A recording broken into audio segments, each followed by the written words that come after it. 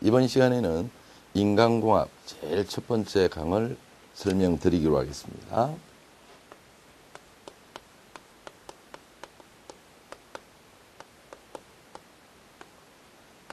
자, 이 인간공학이라는 정의 먼저 우리가 알아야 되겠죠. 그래서 제일 먼저 정의에 관계되는 내용인데, 자, 이 인간공학의 정의는요, 인간 활동의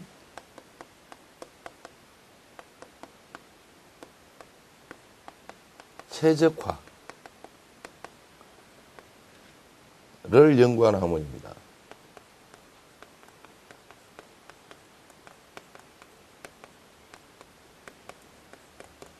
즉, 모든 초점이, 핵심이 이겁니다. 인간 활동이에요.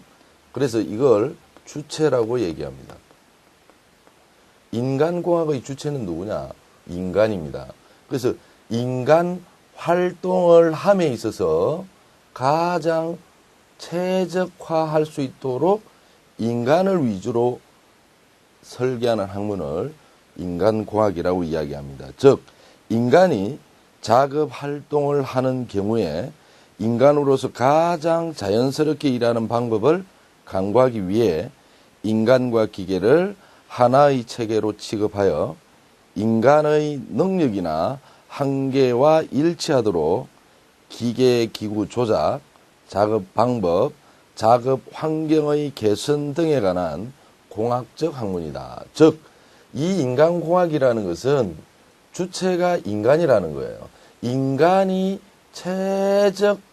가장 적당하게 활동하기 위해서 기계 기구의 조작이나 작업 방법이나 작업 환경을 인간에게 맞추고자 하는 학문이다라고 보시면 되겠습니다. 그래서 이 인간공학을 정의한 사람들은 여러 사람들이 있습니다. 그래서 대표적인 게 차파니스. 이 차파니스라는 사람이 정의한 내용은 꼭 좀 한번 앞면을 익혀놔야 돼요. 그래서 기계와 그 기계 조작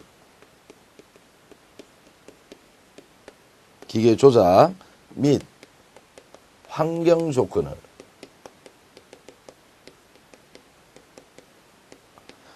조건을 인간의 특성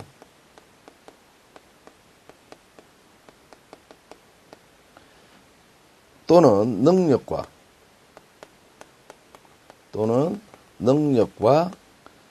한계에 잘 조화되도록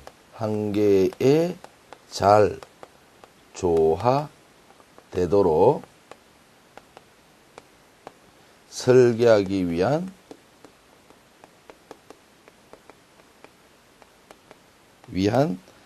수단을 연구하는 활동.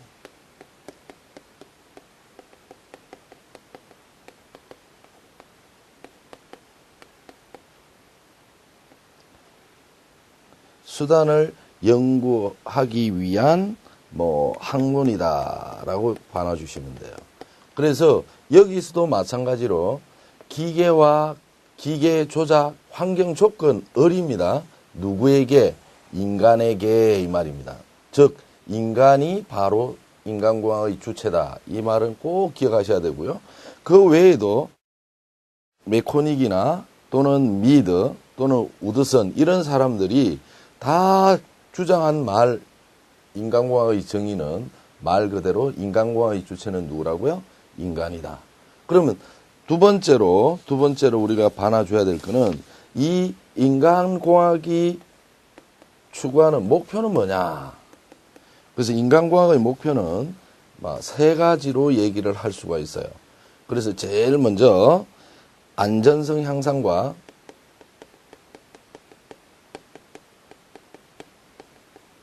안전성이 향상이 되면 우리는 사고는 방지될 수 있겠죠. 사고 방지다.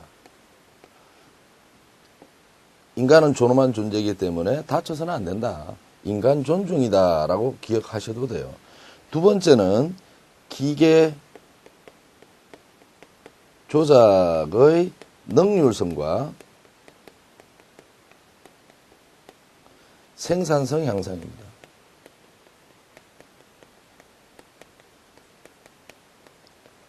이 인간공학대로 설계를 하면 예전에는 두 사람이 조작하는 기계를 한 사람이 조작할 수도 있다라는 거죠. 그래서 그 기계 조작의 능률성도 있고 그 다음에 두 사람이 하던 일을 한 사람이 하니까 당연히 생산성은 향상될 수밖에 없다라고 보면 되고요. 또 인간에게 뭐도 맞춰요. 환경 조건도 인간에게 최적하게 맞춰주면 작업 환경도 쾌적해질 수가 있다.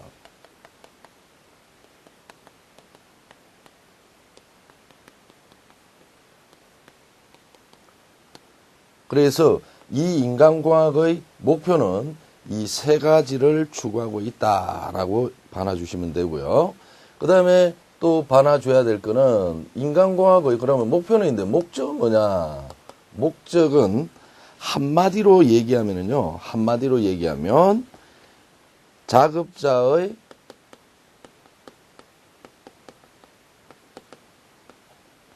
안전도와 작업 능률의 향상입니다.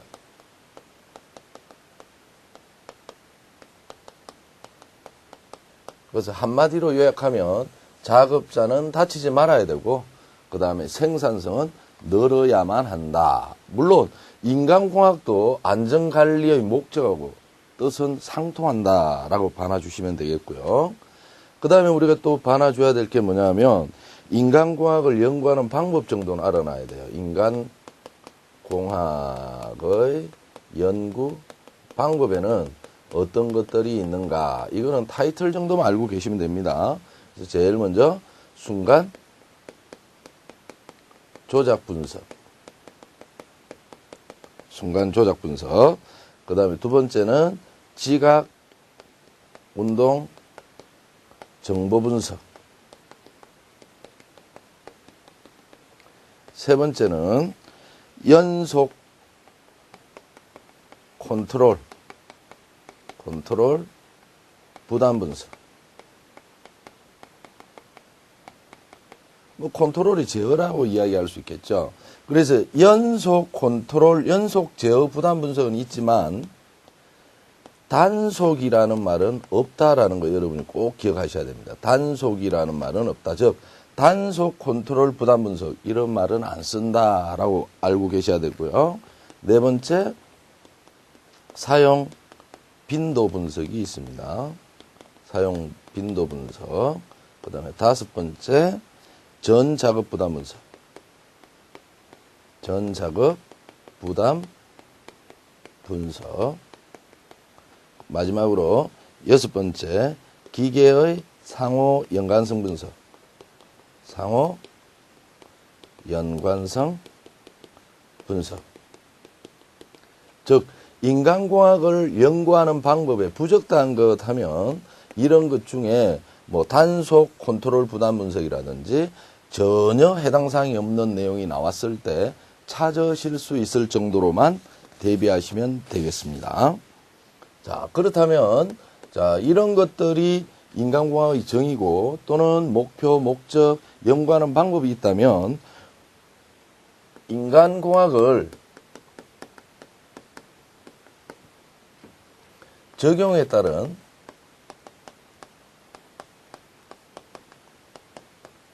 기대 효과는 어떤 것들이 있는가. 그래서 이것도 별표 2개를 쳐서 이해를 꼭 하셔야 됩니다. 실전에 인간공학을 적용하면은 어떤 좋은 효과가 나타나느냐. 그래서 인간공학 적용에 따른 기대 효과는 다 좋은 말이다라고 보시면 돼요. 그래서 제일 먼저 근로자의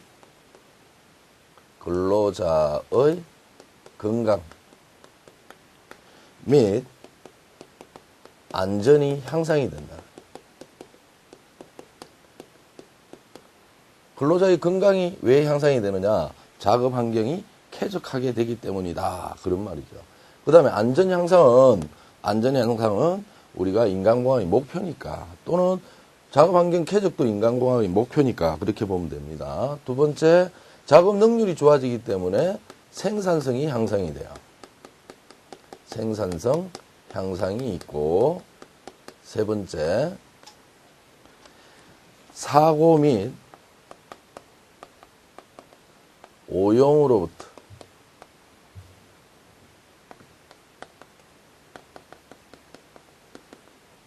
손실 비용이 줄어든다. 사고가 안 일어나니까 보상비가 적게 나가겠죠. 그 다음 네 번째, 인간이 가장 최적하게 작업할 수 있도록 만들어서 설계해 주는 거니까 직무 만족도는 향상이 될 겁니다. 직무 만족도 향상이 있을 거고, 다섯 번째, 직무 만족도가 있다면 이 회사를 버리고 다른 회사로 옮겨가지 않겠죠. 그래서 이직률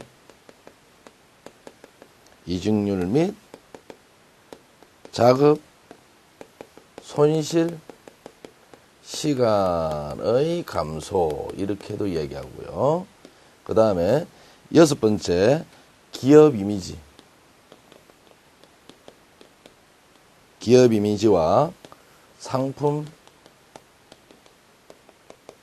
선호도 향상이 될 겁니다. 그래서 우리나라는 인간공학이 연구되기 시작한 경우가 1985년에 인간공학회가 설립되면서부터 시작되다 보니까 그렇게 역사가 길지는 않습니다. 그런데 이 인간공학적으로 설계를 했을 경우에는 그 상품의 값어치도 올라가지만 사람들이 선호도도 향상이 된다라고 보시면 되고요. 그 다음 일곱 번째, 노사 간의 신뢰도 구축.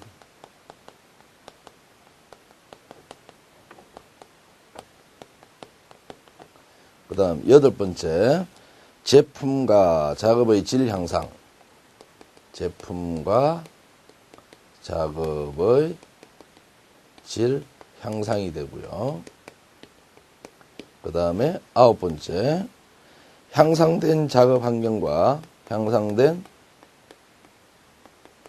작업 환경과 작업 조건 마련. 작업 조건 마련이 되고요. 그 다음에 교육 및 훈련 비용 절감. 교육 및 훈련 비용이 절감되더라. 사고가 적어지니까 교육이나 훈련을 적게 시켜도 되겠죠. 그래서 인간공학의 적용에 따른 기대 효과는 봤을 때 전부 다 좋은 말이다. 그래서 산업 현장에서도 이 인간공학을 아주 중요시하고 있다라고 보완해 주시면 됩니다. 또 그 이외에도 뭐 두 사람이 하던 것을 한 사람이 하니까 인력 이용률도 향상이 되고요. 그 다음 생산 및 정비 유지의 경제성도 증대되고 뭐 이런 것들도 있습니다. 그래서 인간공학 적용에 따른 기대 효과는 꼭 여러 번 읽어보시고 안면을 익히시기 바랍니다. 그 다음 인간기계체계.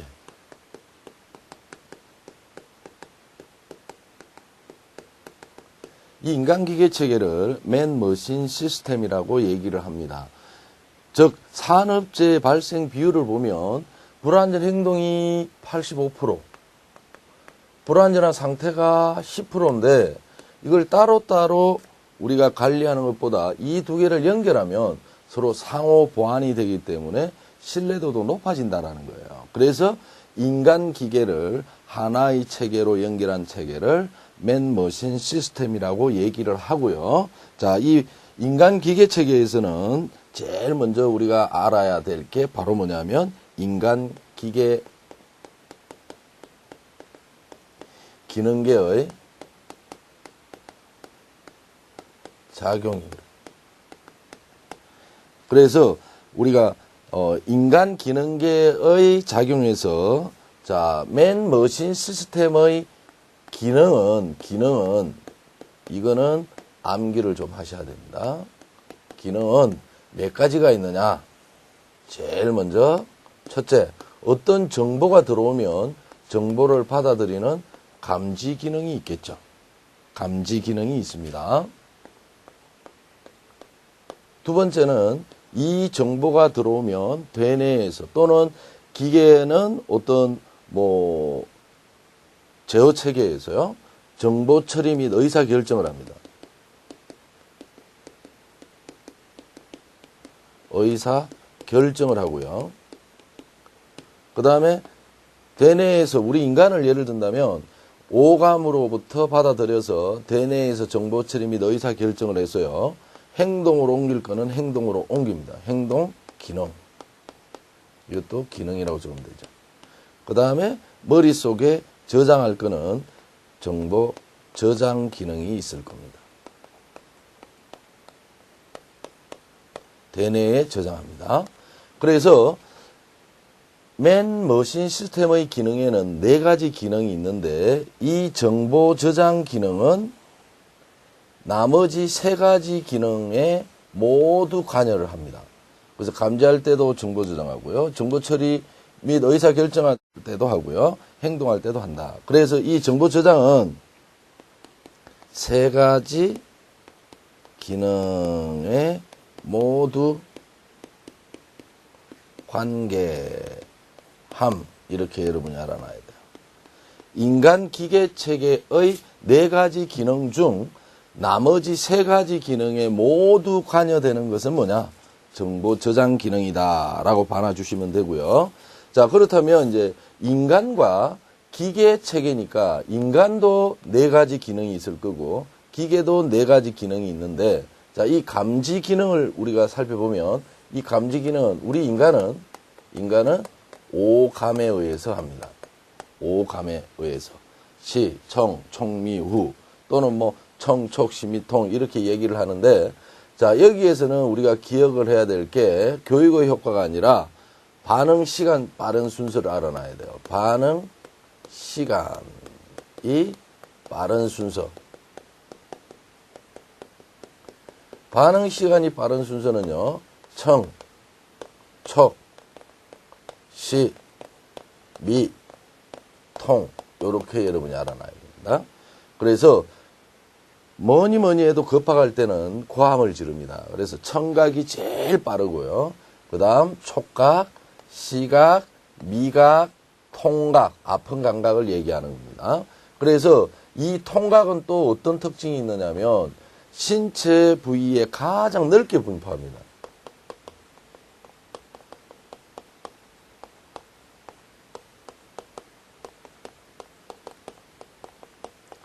가장 넓게 분포하고 있는 감각은 뭐냐면 통각이지만 반응 시간이 빠른 순서는 청각이 제일 빠르다. 그런 정도는 알아놔야 되고요. 이 감지 기능에서 기계는 뭐에 의해서 감지를 하느냐? 센서에 의해서 감지를 한다더라 정도만 여러분이 알고 계시면 되고요. 그 다음 정보 처리 및 의사 결정에서는 이 정보 처리 및 의사 결정에서는 우리가 알고 있어야 될 게 인간의 정보 처리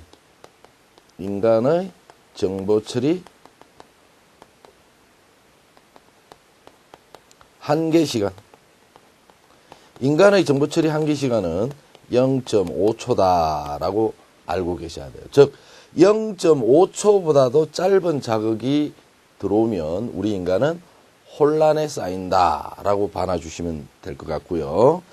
그 다음에 기계는 뭐 정보 처리에 관계되는 내용은 관계는 없습니다.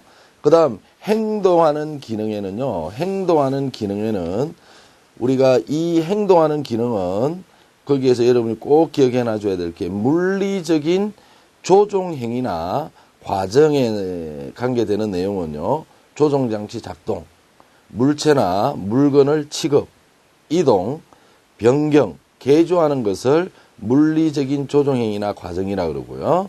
통신행위는 음성, 신호, 기록 이런 것들이 통신행위에 있다. 행동하는 기능. 그런 정도만 여러분이 알고 계시면 될 것 같고요.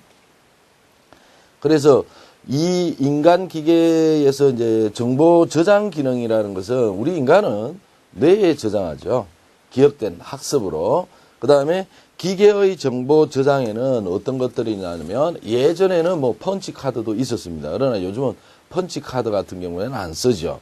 그래서 기계에는 자기 테이프, 형판, 기록, 자료표 이런 것들로 정보를 저장한다라고 보시고 가장 중요한 거는 자, 인간 기계 기능계의 기능을 비교 한번 해보겠습니다.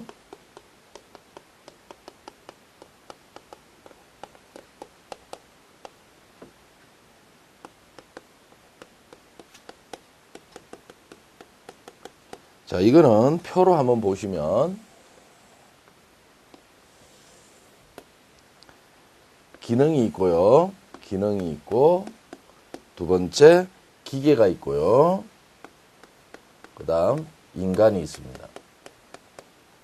제일 먼저 감지 기능은요. 감지 기능은 우리 기계는 센서에 의해서 합니다. 센서에 의해서. 그 다음에 인간은 감각기관에 의해서 합니다. 아까 말씀을 드렸고요.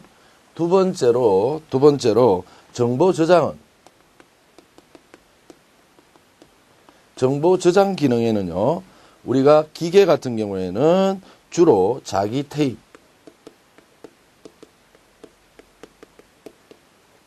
그 다음 뭐 녹음도 있을 거고요. 기록이나 또는 자료표 이런 것들이 기계의 정보 저장이라면 우리는 인간은 기억, 즉 대뇌의 기억을 하더라라고 보시면 될 거고요. 그 다음에 정보 처리 및 결심, 정보 처리 및 결정 또는 결심이라고 보면 되겠죠. 그래서 우리 정보 처리 및 결심은 기계는 회수하고요. 그 다음에 정보 처리는 기계는 연역적 처리를 합니다. 연역적 처리를 하고 그 다음 적응적 판단 결정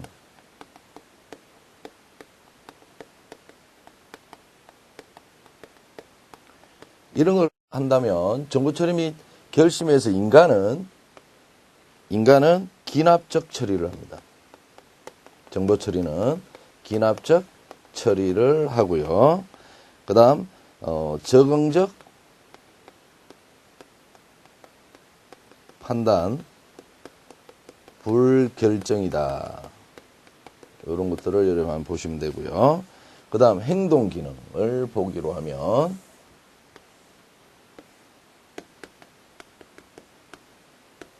행동 기능에서는 제일 먼저 우리가 여기에는 뭐 로봇도 있을 거고요. 로봇을 이용해서 기계는 그 다음 자동 이송 장치. 자동 이송 장치를 하면 사람이 이송할 필요는 없겠죠. 그 다음에 뭐 컨베이어 이런 것들을 이용한다면 컨베이어 이런 것들을 이용한다면 우리 인간은 운동기관을 쓴다. 운동기관 또는 뭐 운동기관 중에 또는 팔, 다리 이런 것들을 쓴다. 즉 인간 기계 기능계의 기능을 비교하면 네 가지 기능이 있는데 기계와 인간은 이런 쪽들을 담당하고 있다라고 보시면 되겠습니다. 자, 그 다음 인간 기계 통합체계가 있습니다. 인간 기계를 하나의 체계로 연결할 때 통합체계는 세 가지가 있어요. 첫째, 수동체계가 있고요. 두 번째는 기계화. 그래서 이 기계화를 다른 말로 반자동이라고 보시면 돼요. 세 번째는 자동체계가 있습니다. 자, 여기에서 이제 여러분이 꼭 기억하셔야 될 게 수동체계에서는 수공구나 기타 보조물로 구성되며 자신의 신체적인 힘을 동력으로 합니다. 신체적인 힘이 바로 뭐냐면 동력원입니다. 즉 인간이 동력을 생산해서 기계를 작동시키면 수동이다라고 보시면 돼요. 예를 든다면 자전거 운전 이런 것들은 발로 밟으면서 하는 경우에 우리가 수동이라고 보시면 되고요. 기계화는 다른 말로 반자동인데 이 기계화는 동력 제어 장치가 공작 기계와 같이 고도로 통합된 부품들로 구성되어 있는데 전형적으로 기계가 동력을 생산하고요. 인간이 조종을 하면 기계화다라고 보시면 돼요. 그래서 기계화 체계는 우리가 자동차 운전 정도로 보시면 되겠습니다. 자동차 운전. 그 다음에 자동 체계는요. 자동 체계는 완전히 자동화된 시스템입니다. 그래서 인간 기계 기능계 4가지 기능은 기계가 알아서 다 합니다. 감지하고 정보 처리 및 의사 결정하고 행동하고 저장하는 거는 기계가 다 하는데 이 자동 체계에서도 우리 인간이 담당해야만 하는 업무들이 있어요. 모니터링, 감시, 제대로 돌아가고 있는지. 그 다음에 만약에 자동화 시스템이 고장이 나면 누가 수리해줘요? 우리 인간이 수리해주죠. 메인테넌스, 수리, 이런 것들. 그 다음에 또 제대로 돌아가도록 위해서 우리가 프로그래밍 하죠. 그래서 자동 체계에서 인간이 담당하는 업무는 감시, 프로그래밍, 그 다음에 메인테넌스, 정비, 수리, 이런 것들은 우리 인간이 담당하더라. 그래서 인간 기계 통합 체계의 유형에는 3가지가 있는데 신체적인 힘이 동력원으로 되는 체계가 수동이고요. 기계가 동력을 생산합니다. 동력 생산하고 그 다음에 인간이 조종을 하면 우리가 기계화다라고 이야기하고요. 자동체계는 모두가 기계가 다 합니다. 그러나 자동체계에서도 우리 인간이 담당하는 업무는 모니터링, 프로그래밍, 메인테넌스, 이런 것들은 우리 인간이 담당을 해야만 하더라 정도만 여러분이 보시면 되겠죠.